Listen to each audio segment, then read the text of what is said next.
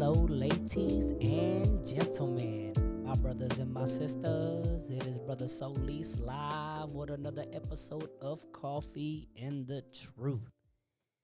And y'all already know from before, I got on my bro, Mr. Hall. Reverend is here. Mr. Reverend, running the Devils out since 92. 94. 94, okay. Hey, but we were close. He's a young man, but we're going to give him an extra 2 years for all the work he's been putting in. Yeah. My brother got to do some baptisms today. Excited. God's moving. We are trying to give people Jesus. That is our main deal. We are out here trying to put in the work, got our hands to the plows, and we ain't going to look back. Brother Saldana, I appreciate that word of encouragement. My brother has enlightened my heart, my soul, man. But I really do appreciate the work that they're doing out there at the POR. So, without further ado, Brother Hall, now there's popular encounter in the Bible that we always talk about. I hear it a lot. And it's about this Samaritan woman in John, the 4th chapter, at the well. What are your thoughts about this? It's talked about a lot, and I realize when things are talked about a lot is missed. Like, we see the big picture, but it's the small details that I'm learning with God that we got to pause, that Selah moment. Yes. The first thing that always stood out to me about this woman is the fact that, for one, when Jesus comes there, it's the 6th hour of the day, which is 12 o'clock, and it's hot. People, for one, when they would go, when you would have the women go, they would go in groups. And they would go because it would make sense to get water in the morning in the cool of the day. But she specifically chose to go there at the hottest point of the day because she knew she would be alone. So there's already issues or some barriers that she would have up.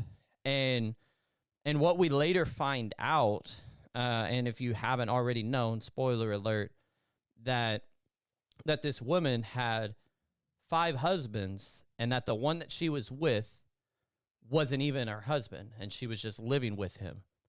And what I never really thought about before is the fact that this woman, we very quickly just assume that she was an adulterer and that she was put away by her husband because she committed adultery. And the reason we think that is because that's kind of how our mind's trained to think. We think, okay, people nowadays have divorces because someone's committed adultery. So we naturally, we assume that's why that was happening. But what we don't understand is that the law at that time, the man could put away his wife for anything. Could have just been because she didn't dress something right or she didn't do something right, and he just decided to put her away. Yeah. So not only was she put away once, but she was then put away she was put away again and again. 5 times this woman was put away.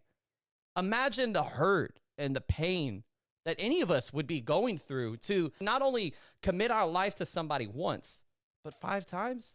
5 times. 5 times. So yeah, I mean, if we're really putting ourselves in that situation, some of us probably would have even been like, well, I've already done this so many times. I've been hurt so many times. What is the point? I'm just going to be put away again. Yeah. Because I'm just a throwaway. Nobody wants me. And what it really shows to me about this woman is that throughout all of her life, she's just been surviving. Like, she's just been going from probably hour to hour, day to day. That's all she's been doing. That's all she knows. Wow.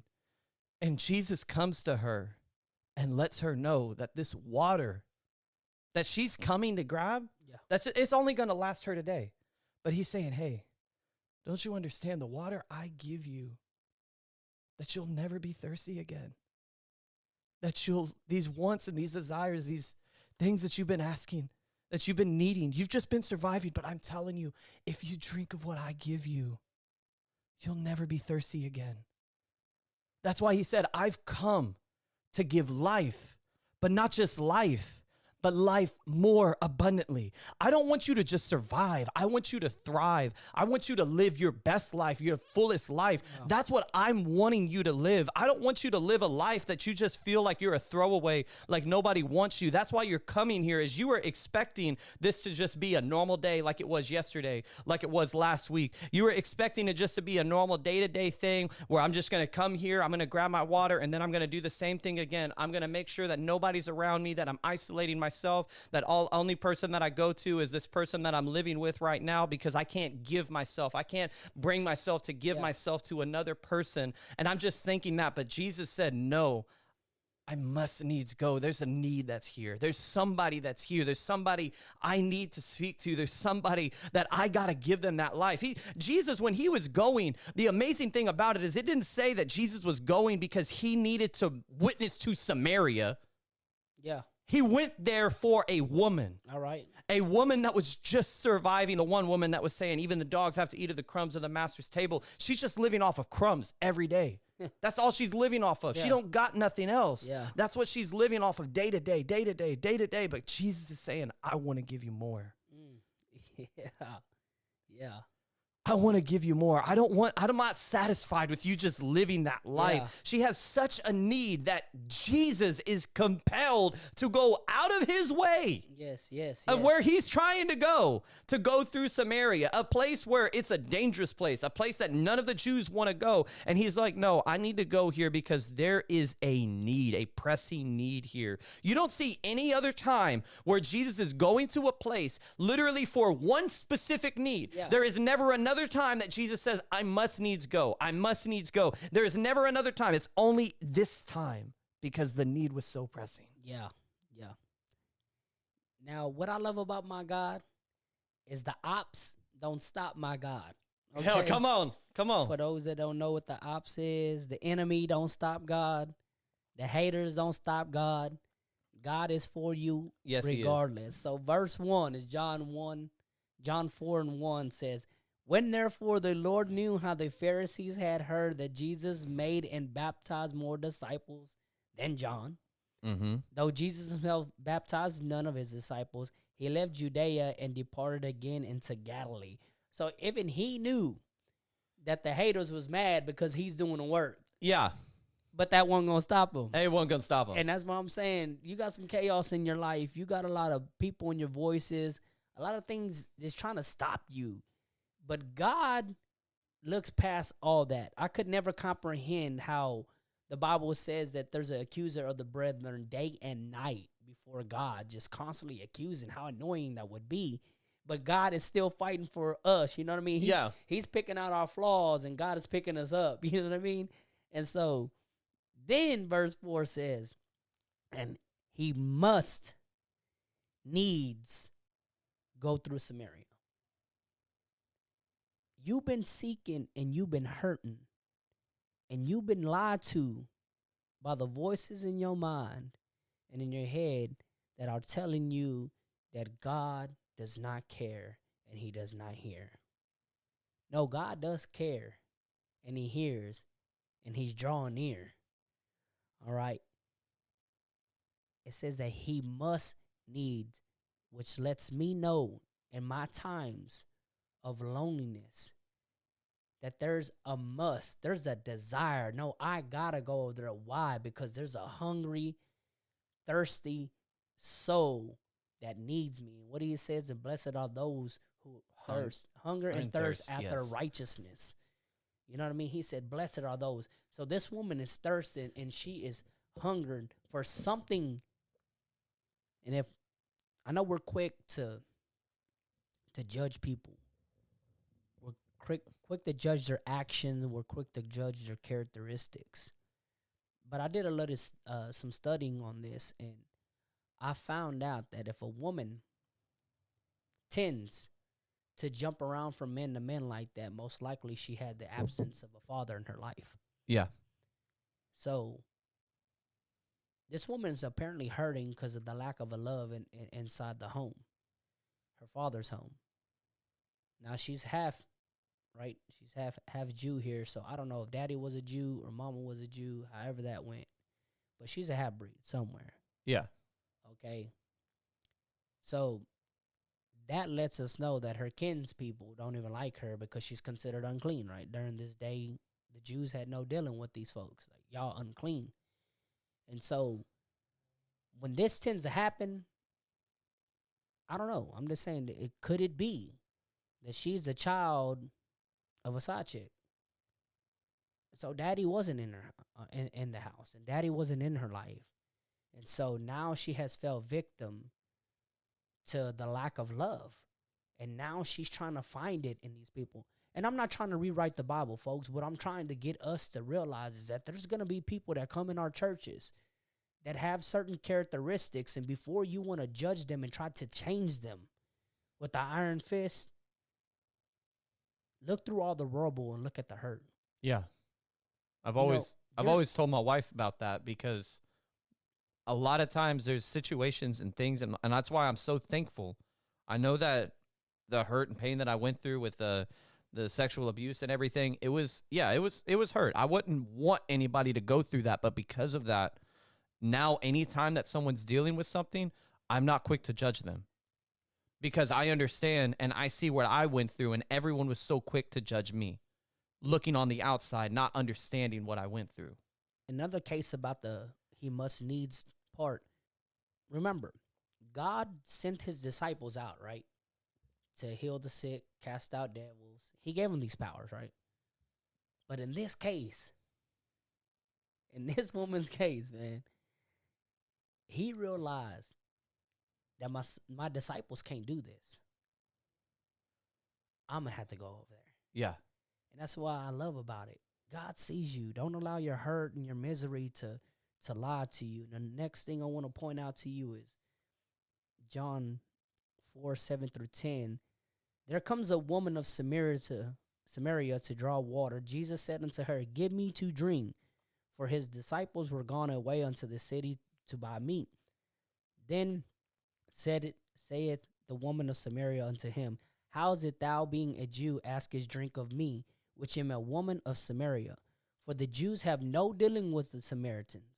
Jesus answered and said unto her, If thou knowest the gift of God, My God. and who it is that saith to thee, Give me to drink, thou would have asked of him, and he would have given thee living waters.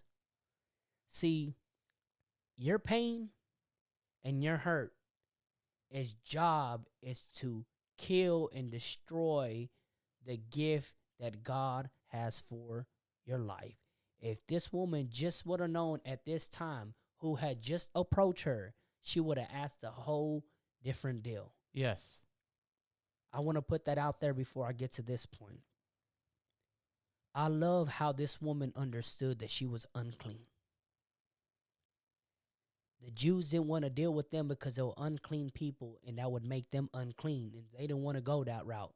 So they separated themselves from there. I want you to realize that as God approaches this woman, not once did he call her out for being unclean. In fact, he asked something from her. If there's something that God desires for me and you, all of mankind, he desires our hearts. I know I heard the saying, God don't hear the prayers of a sinner. I get where they get that. But I don't go around just shoving that down people's throat, because this woman in no way, shape, or form was a saint. But in her uncleanness, God will still ask something from her. And God is not asking for your finances. God is asking for your hearts, because he says, with their lips they praise me, but their hearts is far from me. Because God understands if he has the heart, then he'll get the praise. But first he wants his heart. And so he will ask this woman, give me a drink. And then that's whenever she's all like, you don't got, and then he's all like, okay, if you just knew the gift of God. So that's what I say. Your sin wants to deprive you of the gift that God has for you. It wants to tell you, because you are unclean, and because you left church, and because you have forsaken God, and you did this and you did that, God no longer hears, nor does he want any dealings with you. But that is a lie. It is. That is a lie. Do not allow your shortcomings to hinder the gift that God has for you. These ain't my words. These are his words. He said, knoweth the gift of God. It is a gift. You're right, Brother Hall. It is not God's will for me and you to go thirsting. It's for us to be satisfied. Yes. There's an eternal craving, I believe, that each and every one of us have. Something that this temporary world and all this temporariness, if that's even a word, cannot give us. Only God can give us. Yes. And that's a gift. You know what that means? If I give you a gift, did you work for that? No. No. It didn't come out of your paycheck. That's not a gift. You bought that for yourself. But and this is what I'm telling you, quit letting people lie to you. Because if God gives the gift, it's not me and you who to say who it can go to. Exactly. We're the recipient. We're not the provider of it. He's the provider of it. We're just receiving it. I love how the Apostle Paul would always say that he's a debtor. Yes. Because he said, it's not, as soon as I received it, it's not mine anymore. Yeah. I received this gift, now it's their gift. I was telling this to we have Bible study also at our apartment complex, and I was saying, what you don't understand, like everybody's talking about God's grace is free, God's salvation is free. No, it's not free, it's just paid for. Yeah. It's just paid for. Yeah. I didn't have to pay it. He paid it. Yeah. It's free to me, but it wasn't free for him. Exactly. And I'm going to move on to John 4:13 through 15, which reads, Jesus answered and said unto her, and I'm reading out the King James Version, by the way. Jesus answered and said unto her, whosoever drinketh of this water shall thirst again. But whosoever drinketh of the water that I shall give him shall never thirst. Yes. But the water that I shall give him shall be in him a well. So not only is Jesus going to give you water, but he's going to make you a producer of this water. Yes. A source of this water. My goodness, this is amazing. A well of water springing up into everlasting life. So you're not just going to be something that's temporary for folks. You're going to be hope for some folks. Yeah. Not only is he giving you hope for you, but you're going to be hope for other people. Yes, exactly. The woman said unto him, Sir, give me this water that I thirst not, neither come here to draw. Life has deprived our souls of the necessities to live a successful Christian life. It has deprived us, bro. And in this woman's case, her past have deprived her and have her thirsting that she thinks that her satisfaction can be found in man. There's many people like that, bro. Yeah. I'm not throwing stones at her. I know how it feels. One of my greatest depressions in life when I was a young man came because of a woman. So I know how you can spiral out of control because of the lack of love in your life. Yeah. And life has deprived us of this. But it is God's will again and his gift to give us not just water, but for us to produce it, for us to be a well. Yes. He wants you to be a place and a source that people come to that are thirsting just like you were.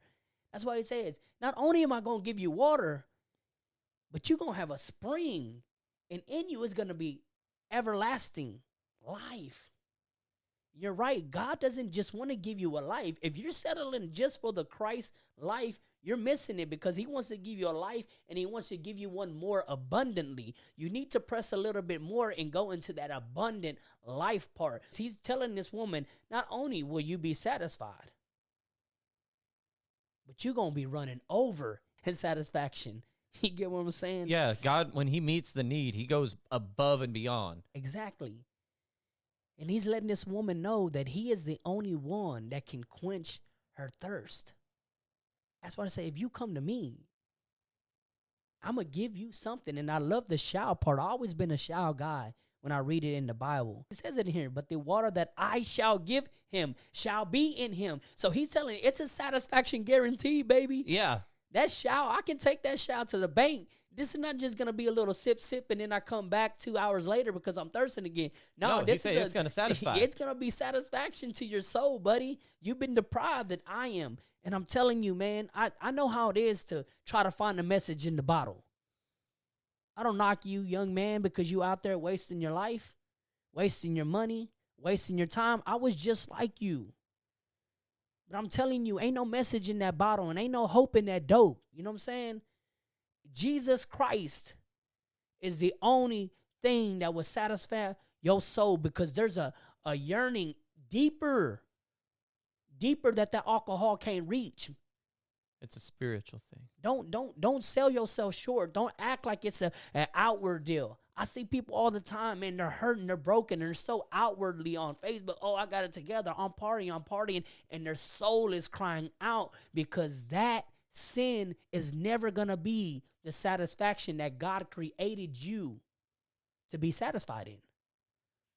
Sin has always made man feel guilty and shameful and drove them away from God, as you see what Adam and Eve did. They were shameful and they were guilty, and they felt that they had to run and hide from God. And so now God's telling you, if you just come to me and if you draw from me, don't lie to yourself and say, oh, well, I tried church. Nah, don't just try church. Draw from him. Yeah. He said, if you come to me and you get this water, well, how are you going to get this water out of the well? They had to draw. You got to put in some work. You're going to have to push through some things. Yeah, it's a lot deeper than just going into the four walls. I'm telling you. But he's there. Don't let your sin and don't let those lies tell you that he's not there for you. He is. But the most important part that I catch out of this is the ironic deal. And that is, the Bible tells us, ask. In fact, Jesus says, ask and it shall be given unto thee. Seek and ye shall find. Knock and it shall be open, right? Yeah. But look what he tells this woman when she asked. Verses 16 through 18. Jesus said unto her, go call thy husband and come hither. The woman answered and said, I have no husband. Jesus said unto her, thou hast said, well said, I have no husband. For thou had 5 husbands, and him who thou hast is not thy husband, and thou sayest thou truly. Very ironic, because verse 15, the woman said unto him, Sir, give me this water that I shall thirst not, neither come hither to draw. But then Jesus is tell us, ask and it shall be given. Mm-hmm. But this is what I tell people. Jesus always wanted to get to the roots, not the fruits of sin. That's what's wrong with us. We see the fruit of sin, but we don't see the root of sin. We're seeing the symptom, but we're not seeing the true issue. Right. Correct. Why do you think the doctor walks in the room and starts asking you a little deeper questions, checking you a little bit deeper? Because they're trying to look for the root of the sickness. And so here Jesus is coming to this woman and telling her issue in life.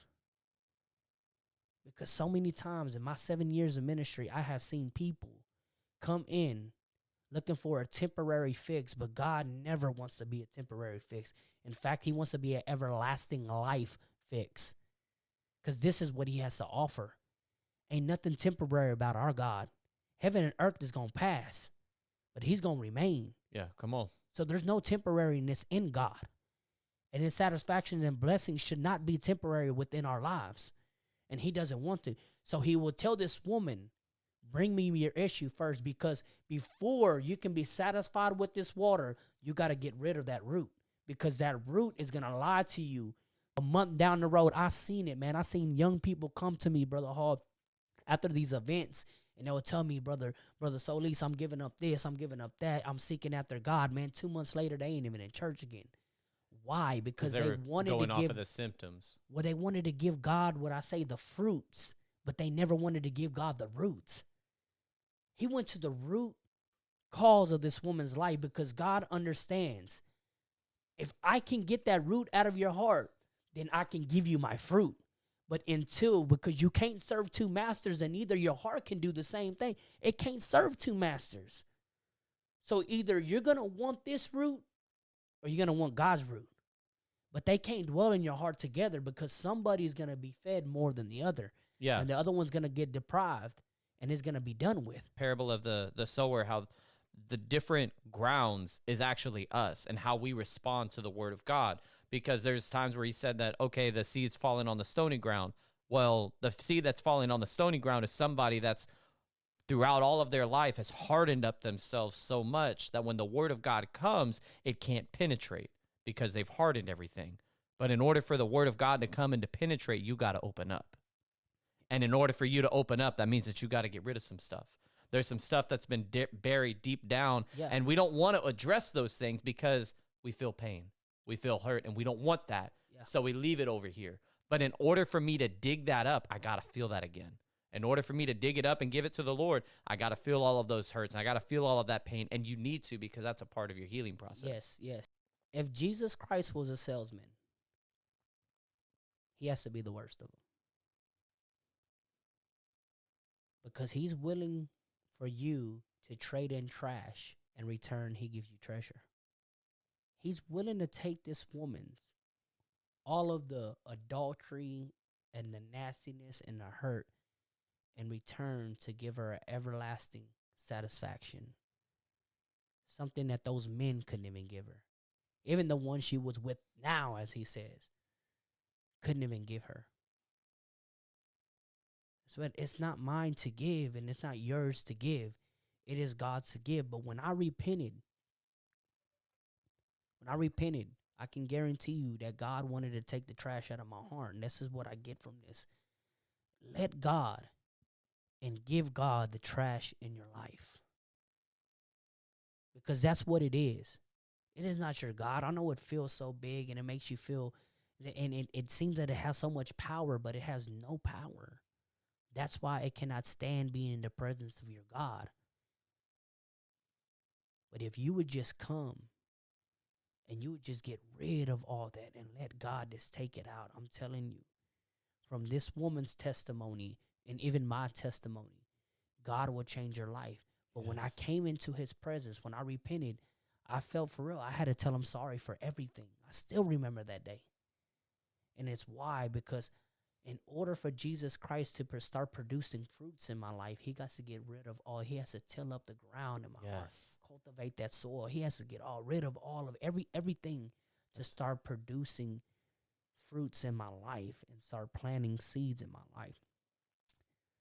The next thing I want to point out too is found in verse 25 to 26. The woman said unto him, I know that Messiah cometh, which is called Christ. When he comes, he will tell us all things. Jesus said unto her, I that speak it unto thee am he. I love the fact that she had problems, because I do too.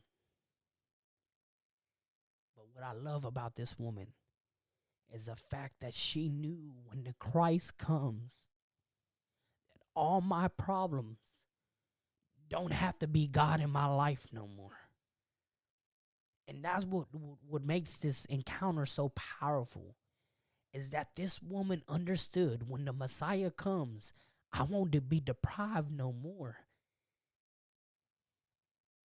A broken spirit and a contrite heart, God will never despise, right? Mm-hmm. So here this woman is broken, and it's sad that God couldn't even reveal himself to his own people, but he would come to a Samaritan woman and reveal who he was to her. But remember, in your brokenness, God will reveal who he truly is in your life. He's the one that kept you when you wanted to end your life. He's the reason why it couldn't happen when they wanted to destroy you, when they tried to their very best and they couldn't. He's the reason why you feel like you need to keep on going. He's that reason. He will start revealing himself just as he done to this woman. I love the most beautiful thing that she does, which is found in verse 28 and 21. The woman then left her water pot and went her way into the city and said unto the man, come see a man which told me all things that ever I did. Is not this the Christ? If you want to live a successful Christian life, one of the things that you going to have to do is forget those water pots, baby. Yeah. That's the first thing she did. She went in there saying, this is going to give my satisfaction. And when she found God, she says, I no longer need this. Come on. I'm telling you, that's why you struggle so much, because when your problems understand who your God is, you will leave them there. You don't need them no more. I found the satisfaction, and she left her water pots behind. Blind Bartimaeus did. Same thing. He had a coat on that identified him as something. But whenever Jesus calls him, the first thing he does is take off this coat, because I can never go forward in my Christian walk if I continue to hold on to my coat and my water pot. This ain't my satisfaction, and this ain't my identity, baby. I am who God calls me to be. Yes. And if he called me to get up in the midst of all the obstacles, same thing with blind Bartimaeus that had all these people telling them shut up, God still did the work. And this woman was so satisfied in this that she had to go back and tell the whole town. And I wish I had the verses down, but in later it says that the people will tell her, no longer do we believe because of what you said, but we have experienced ourselves. Going back to what I tell you, not only will you get this water, but you'll be the source of it for other people. And then as John the Baptist said, I understand. He says, I'm not the way, I'll just prepare the way. And that's what you're going to do. I'm not saying you're God, but I'm telling you, you will be used by God, just like John the Baptist did. You just take up what God has for you and let God be your eternal satisfaction. There's a song my wife listens to, and it touches my heart. It says, fear is not my home, you are, or something of this nature. But she listens to it, and I get it. I get it. But some things got to be called out, and some things got to be identified. I love the church deal, like, oh, I don't claim that. Baby, don't claim it. Don't claim it, but God can only heal you of something that you give him. And if you go to the altar and you say, oh, man, I don't claim that, I don't claim that. How's he going to heal you of a headache if you don't tell God you got a headache? He will point out this woman's problems, like I said, for what? Again, he said, ask. Ask. And so in order for him to do something in your life, you got to be honest with you. But he doesn't want to throw it in your face. He wants you to throw it in their face. Yes. God can do it. I cannot say this enough. So much I had to put it on shirts and start producing them. Let God bless you. Let him. The most hindrance thing in our life from the blessings of God is us. Let God transform you. Let God give you this water, and let God be your eternal satisfaction, because that's what he wanted to do with this woman. And he was able to because she was allowing him to. Praise God. So my beautiful people, I love y'all, but you already know the coffee is running low. So me and Brother Hall, we gots to go. We out.